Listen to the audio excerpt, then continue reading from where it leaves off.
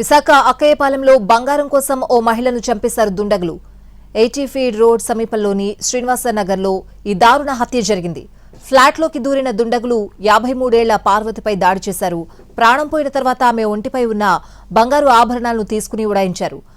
హత్యా స్థలంలో ఆనవాళ్లు లభించకుండా కారం చెల్లారు. స్థానికులు ఇచ్చిన సమాచారంతో ఘటనా స్థలానికి వెళ్లిన పోలీసులు సీసీటీవీ ఫుటేజ్ను పరిశీలించారు.